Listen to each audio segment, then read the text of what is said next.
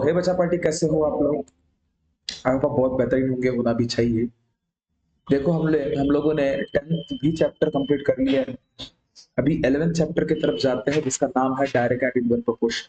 आज हम इस पर्टिकुलर वीडियो में डायरेक्ट प्रोपोर्शन के रिगार्डिंग और हो सके तो इनवर्स प्रोपोर्शन के रिगार्डिंग भी कुछ बेसिक पहलू जान लेंगे, जिसके बुनियाद पे जो आपका 11.1 एक्सरसाइज है उसको सॉल्व करने में आपको जरूर मदद होगी। और हो सकता है मेरे मेरे ख्याल से इनवर्स प्रोपोर्शन में इस एक्सरसाइज में लेता ही नहीं, डायरेक्ट प्रोपोर्शन के ही बारे में थोड़ा सा इसमें हम लोग बात करते हैं, और उसी के बुनियाद पे हम लोग इनवर्स प्रोपोर्शन भी कोशिश करेंगे अगर हो पाया तो। ठीक है, तो देखो बच्चा, शुरुआत करता हूं मैं। शुरुआत करने से पहले बता दूं, मेरा नाम है राज। आप सभी का तहे दिल से वेलकम करना चाहूंगा मेरे इंस्टीट्यूट के परिवार में। एक गुजारिश करना चाहूंगा, कोई नए बच्चे या नए पेरेंट हमें अगर देख रहे होंगे, चैनल को सब्सक्राइब कर लीजिएगा और दोस्तों में शेयर पक्का कीजिएगा। और वीडियो अगर सपोज अच्छा लगने लगे तो लाइक भी पक्का कीजिएगा। तो डायरेक्ट प्रोपोर्शन क्या होता है, कुछ बेसिक बेसिक पहलू से जानते हैं, और साथ ही साथ इनवर्स भी बता देता। लो, खत्म ही कर देता ना, इनवर्स प्रपोर्शन। ठीक है, अब देखो बड़ा, डायरेक्ट मतलब डायरेक्ट वाली बात चलती, इनवर्स मतलब उल्टे वाली बात चलती। समझ रहे हो? जैसे कुछ एग्जांपल से अगर सपोज समझने की कोशिश करें तो पेट्रोल पंप की कहानी बताई थी क्या मैंने आप लोगों को? पेट्रोल पंप, आप वाकिफ नहीं हो उस चीज से, है ना? तो देखो, अगर पेट्रोल पंप में अगर सपोज अपनी अनन्या टोरो लेके गई, टोरो मतलब स्कूटी, है कि नहीं? स्कूटी लेके गई भाऊ। पेट्रोल पंप में स्कूटी लेके जाने के बाद 1 लीटर तेल उसने उसमें फिलअप कराया। 1 लीटर तेल मतलब पेट्रोल। हाँ, ठीक है। अब भाई 1 लीटर पेट्रोल अगर सपोज भराती है तो आई थिंक 100 का रेट चल रहा है, 108 का चल रहा होगा, अपन 100 मानते हैं। ठीक है, तो 100 रुपए उसने चार्ज किया, बराबर है। अगर 2 लीटर लेगी तो 200 रुपए लेगा भाऊ। ठीक है, और भाऊ 3 लीटर लेगा तो 3 लीटर अगर ले लिया इसने तो 300 रुपए लेगा, है ना? और 10 लीटर लेगा तो 1000। भाई अपना सस्ता तो है नहीं पेट्रोल पंप वाला कि नहीं भाऊ माझी सून आली तो इले कंसेशन दिया हुआ, ऐसा काय आहे का? नहीं, मतलब जितना पेट्रोल बढ़ेगा उतने पैसे भी बढ़ रहे कि नहीं बढ़ रहे? अरे जितने पेट्रोल बढ़ रहा है उतना पैसे बढ़ेंगे कि नहीं? तो 10 लीटर पेट्रोल लोगे तो भाई वो कितना लेने वाला है? सीधी बात है, 10,000, नहीं सॉरी 1,000। समझ रहे हो क्या नहीं समझ रहे हो? 10,000 ले लोगे मैं? अरे समझ रहे हो क्या बातों को? कोई डाउट है किसी को? ठीक है, इससे क्या सीखे बड़ा? इससे क्या सीखे कि कोई एक चीज, जैसे पेट्रोल अगर सपोज आप ज्यादा भरते हो तो कॉस्ट भी ज्यादा पे करना पड़ेगा, और पेट्रोल अगर आप कम भरोगे तो कॉस्ट भी कम होगा। मतलब एक चीज याद रखिए डायरेक्ट प्रोपोर्शन की खासियत, एग्जाम्पल समझ के आपको जज करना होगा कि कोई एक चीज, अगर दो चीजों को आप रिलेट कर रहे हो, उसमें से एक चीज को बढ़ा रहे हो और दूसरी चीज भी बढ़ रही है, या फिर अगर एक चीज कम होती है तो दूसरी चीज भी कम हो रही है, समझ जाना कि that particular given example comes in the format of direct proportion. Clear है? क्लियर है? ठीक है, और कोई एक आध एग्जांपल बता सकते हो आप डायरेक्ट प्रोपोर्शन का आपके हित में, अगर कोई आपको लगे? लगा है, मेरे को बोला ना, गर्ल्स लोगों का दिमाग चॉकलेट में ही घूमेगा। कैसे? बच्ची का कहना ही ऐसा है कि सर, अगर चॉकलेट दिखने में अगर सपोज छोटी है तो उसकी प्राइस भी कमच रहेगी, और अगर चॉकलेट दिखने में बड़ी है तो प्राइस भी हाई फाई रहेगी। ऐसा अच्छा है, गर्ल्स की तरफ से क्या एग्जांपल आया ये, है ना? तो सीधा सीधा कहने का इंटेंशन समझाना। ठीक है, तो ऐसे केस में हमेशा याद रखना, जो भी चीज आपको गिवन है, जैसे यहाँ पे पी और मैंने पेट्रोल और कॉस्ट के हिसाब से देखा था, तो ऐसे केस में पी मतलब पेट्रोल इज डायरेक्टली, ध्यान से देखना कैसे लिखते हैं, डायरेक्टली प्रोपोर्शन टू कॉस्ट मतलब सी रहेगा। और इसको शॉर्ट फॉर्म कैसे लिखते हैं? P इज डायरेक्टली, एक साथ ऐसे लिखा जाता है। क्लियर हुआ? डायरेक्टली का ये हो गया, ठीक है। डायरेक्टली की बात कर रहा हूं मैं, अभी तक इनवर्स को टच भी नहीं किया। क्लियर? अब ये जो बंदा है, इसको गायब करने के लिए आप हमेशा देखो, हर एक बार हमेशा इक्वल टू के जैसा, अगर आप इसको गायब कर रहे हो, इक्वल टू का साइन लगा रहे हो, तो पहली फुर्सत में के के साथ वो आएगा। अब ये के क्या है? तो के इज कांस्टेंट। क्या रहेगा? कांस्टेंट। ये साइन गायब करने के लिए इक्वल टू और के जब तक नहीं आता तब तक ये साइन गायब नहीं होता, ये चीज याद रखना, ठीक है। तो इसके बिहाफ पे दो इक्वेशन आपके यहां पे बनेंगे। एक रहेगा P की वैल्यू KC के हिसाब से, और एक K का सिर्फ कांस्टेंट की वैल्यू रहेगी P, और ये C मल्टीपल में है तो डिवाइड में। ऐसे दो इक्वेशन आपके यहां पे बनेंगे। कब? जब P मतलब कोई भी चीज एक एक क्या बोला मैंने? कोई भी चीज एक क्या है? कोई भी चीज एक क्या है? डायरेक्टली प्रोपोर्शन है किसके साथ? कांस्टेंट, किसी के तो भी साथ। ये चीज याद रखना। समझ में आया? अगर सपोज देखो आपके मन में आ रहा होगा सर ये क्या बता रहे हो आप, तो मैं अगर अभी ऐसे बोल देता हूं कि जय is directly proportion to Ranveer.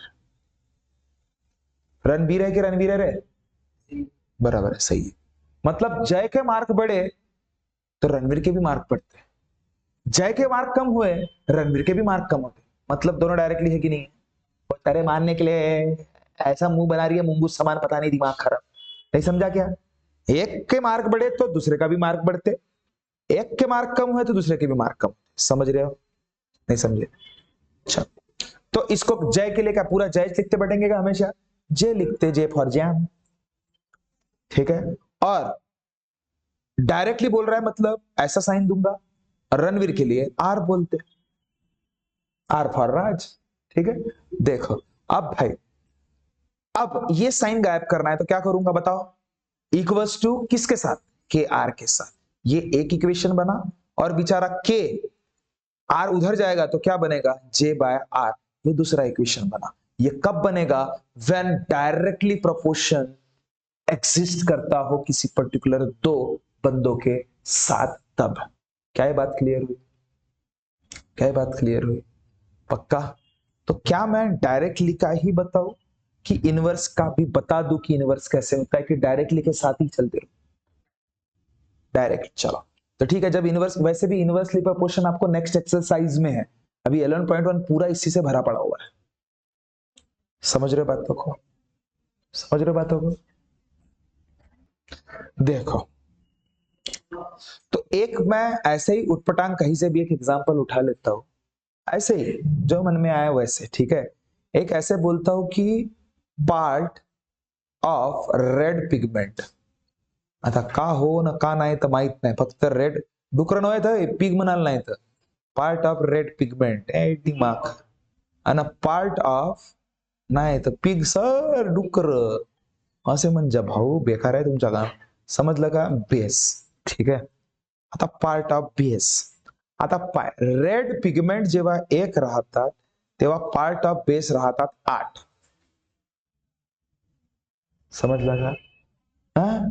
आणि त्याच्यानंतर रेड पिगमेंट जर 4 राहतील तर किती राहील असा त्याचा प्रश्न आहे, आणि जर 7 राहतील तर किती राहील त्याचा प्रश्न आहे, आणि जर 12 राहतील तर किती राहील त्याचा प्रश्न आहे, आणि 20 राहतील तर किती राहील त्याचा प्रश्न आहे।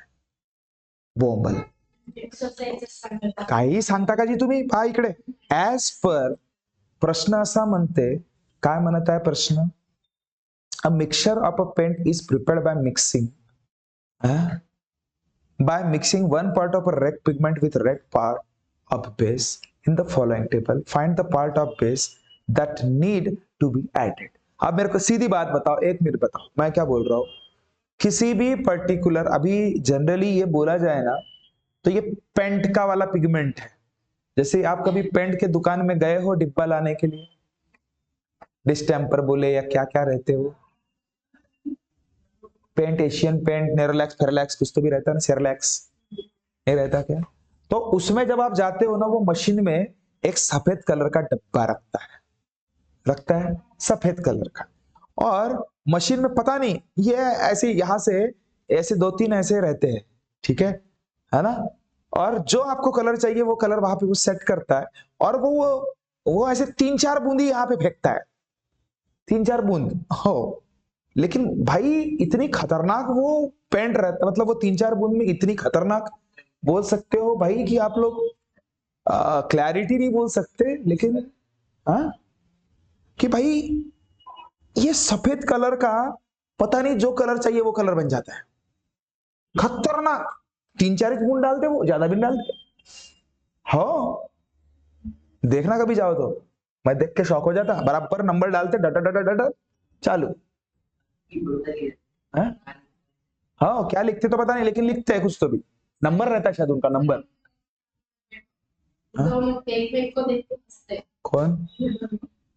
पागल खाने से तो नहीं आया ना तुम लोग? हाँ, तेरे को बताया था ना मैंने, बे सामान काम नहीं करना पड़ा, ठीक है? तो वही रेड पिगमेंट है। देखो, तो एक पिगमेंट डालोगे तो पार्ट ऑफ बेस, मतलब 8 डिब्बे तैयार होते हैं, ऐसे होंगे, कुछ तो भी होगा भाई, इसका छोड़ो। तो अपने को मुझसे मतलब है कि भाई ये क्या डायरेक्ट है कि इनडायरेक्ट है, डायरेक्ट है कि नहीं है, सीधी बात है। एक बूंद आधा डिब्बे, 8 डिब्बे, 4 बूंद मनमानी डिब्बे, डिब्बे तो बढ़ेंगे ना, समझ रहे हो? मतलब पार्ट ऑफ रेड पिगमेंट के लिए मैं आर मानता हूं, और पार्ट ऑफ बेस के लिए मैं बी मानता हूं। तो red pigment R is directly है कि नहीं है, डायरेक्टली प्रपोर्शन टू बेस, मतलब बी मानू तो चलेगा, ठीक है? आर मतलब रेड पिगमेंट, बेस मतलब बी, क्लियर है? तो बताओ फिर, आर डायरेक्टली प्रोपोर्शनल को साइन मान रहे हो बात? चलो आज एक ही देखते हैं। अब एक बड़ा समझ जाएगा। आर, इस साइन को हटाना है तो क्या करूं? इक्वल्स टू के बी, समझा? अब ये एक इक्वेशन हो गया, और के इक्वल्स टू क्या? R by B. अब कौन से, ये डिब्बा जो आपको दिख रहा है, इस डब्बे में दोनों के दोनों बंदे जहां पे आपको गिवन होंगे वो कौन से हैं? 1 और 8, जिसमें एज बोलना आर इक्वल्स टू कितना है? 1, और बी कितना है बताओ? 8। ये दिख रहा है ना, आर 1 है और ये 8 है।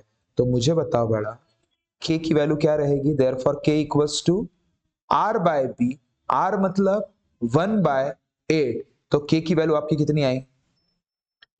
1/8 आई। यहां तक क्लियर? अब आप कोई भी निकाल सकते हो, कुछ भी निकाल सकते हो आप। कैसे? तो ऐसे,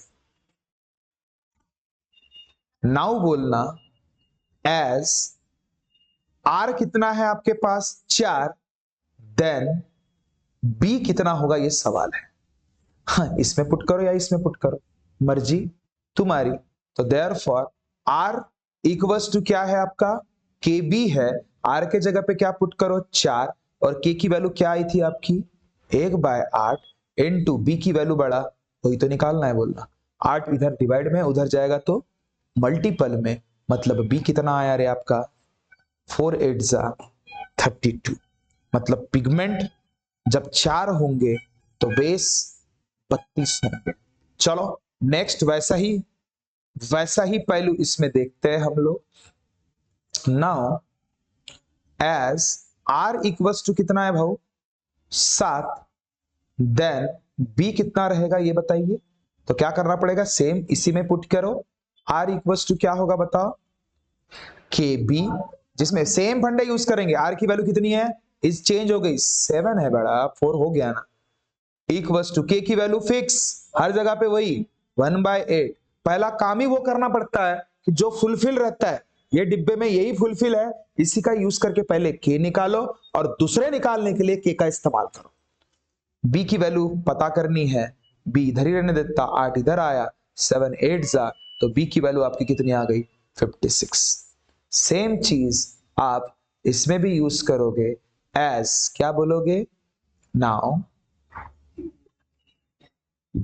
काय हा भाऊ तहाच राहते as R equals to 12 then B equals to कितीक सांग गोष्ट तेच करायची आहे double R equals to K B सांग आर ची व्हॅल्यू किती आहे 12 के ची व्हॅल्यू रे 1/8 इंटू बया म्हणजे बी तर आता हा बी इकडेच राहू देतो 8 तिकडे गेला तर 12 8 किती 96 म्हणजे बी ची वैल्यू किती आली 96 कोई डाउट अब बचा कौन है रे 20 अब 20 बचा है तो as R equals to 20 then B equals to कितना बताओ देयरफॉर आर इक्वल्स टू क्या के बी है आर की वैल्यू पुट करो 20 के की फिक्स है इनटू बी 8 इधर है तो क्या करेगा उधर मल्टीपल में जाएगा 20 इंटू 8 मतलब 2 8 जा 16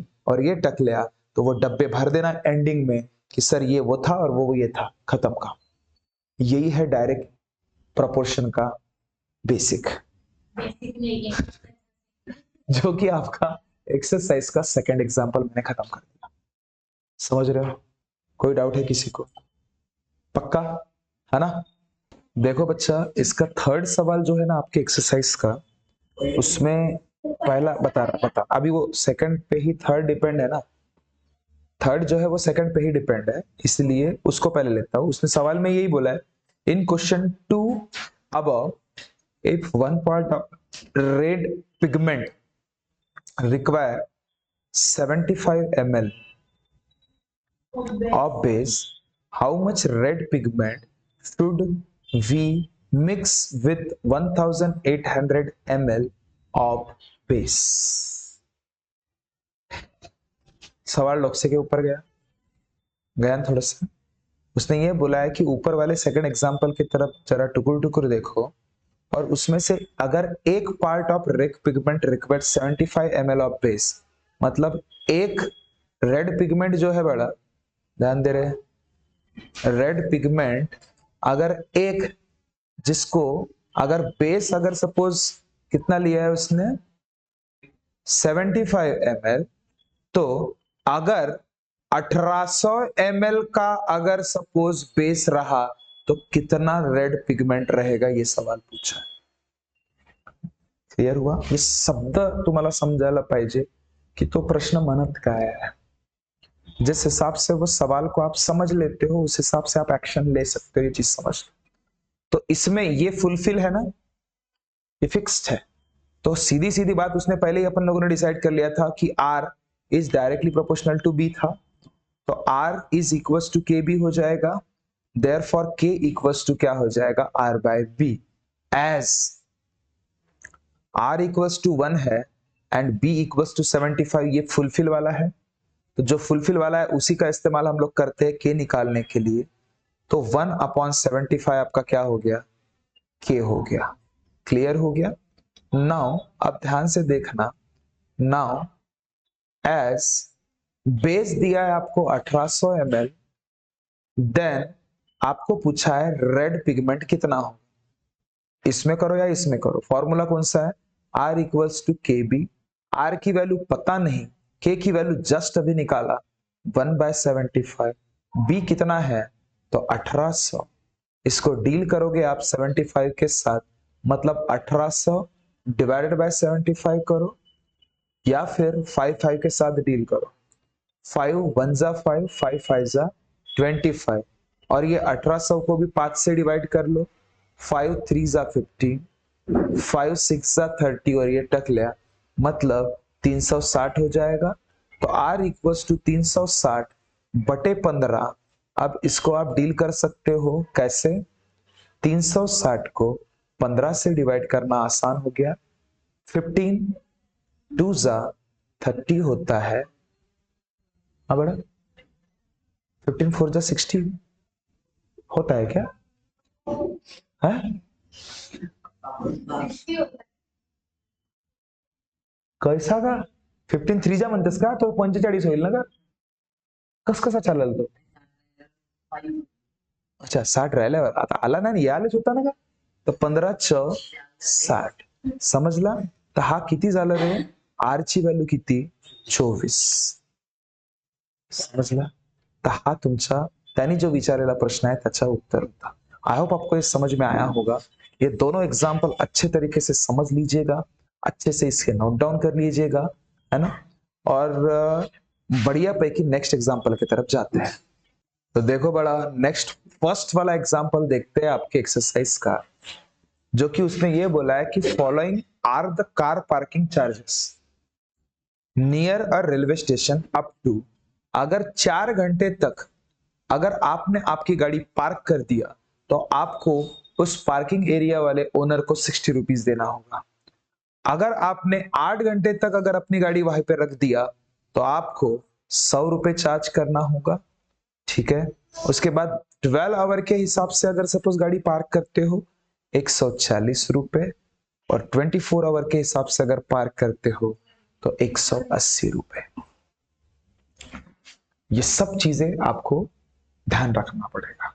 ठीक है. नाउ अब देखिए, उसके बाद उसका कहना ही है check if the parking charges are in the direct proportional to the parking time और नॉट.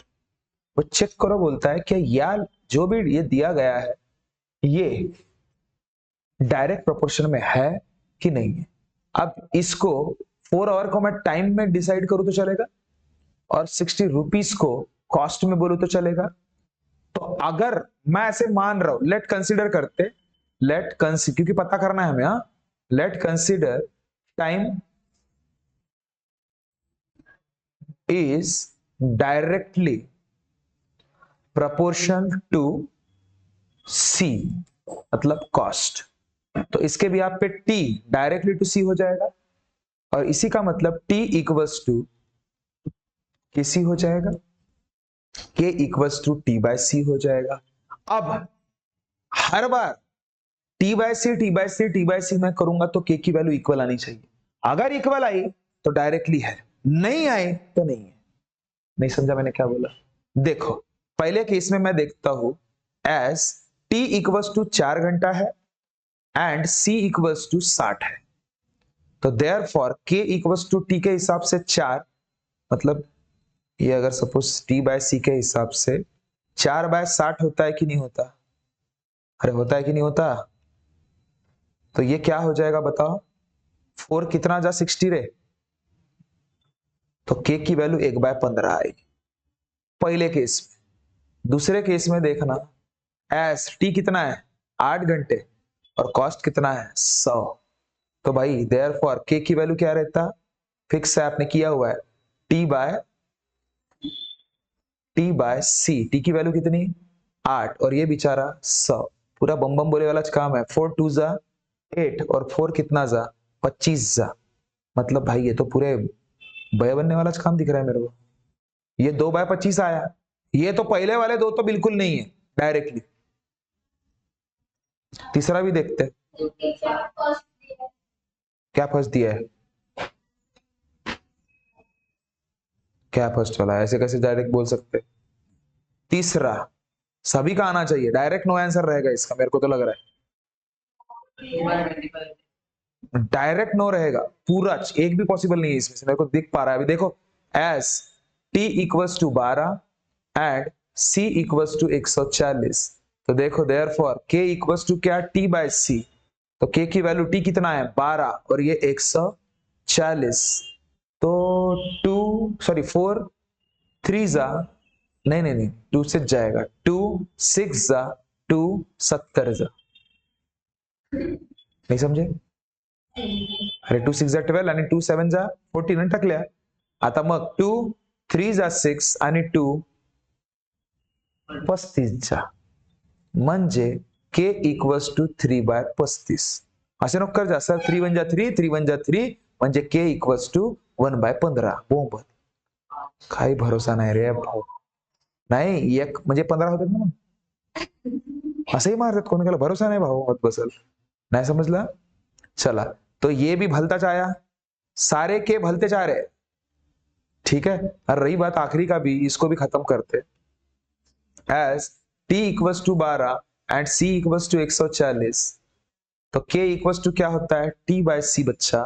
तो के इक्वल्स टू टी की वैल्यू कितनी है 12 और सी की वैल्यू कितनी है 140, 12 नहीं है 24 है ना, सांगा ही ना यार। तो 2 कितना जा 12 जा 2 कितना जा 70 जा, नहीं 180 है, कहा तुम्ही सांगा का नाही? हाँ 2 कितना जा 12 जा 24 और 2 कितना जा 90 जा और 3 4 जा और 3 कितना जा, अरे 3 4 जा 3 30 जा नहीं होगा क्या, और फिर 2 2 जा और 2 15 जा, बोबल k इक्वल्स टू क्या 2/15। तो भाई क्या आपको एक भी इक्वल दिखते हैं क्या, वाह क्या बना ये, एक भी इक्वल दिख रहा है क्या, नहीं, तो डायरेक्ट बोलना no it is not in direct proportion. I hope आपको इस समझ में आया होगा। चैनल में नए होंगे तो प्लीज चैनल को सब्सक्राइब कीजिएगा, दोस्तों में शेयर कीजिएगा और वीडियो लाइक पक्का कीजिए।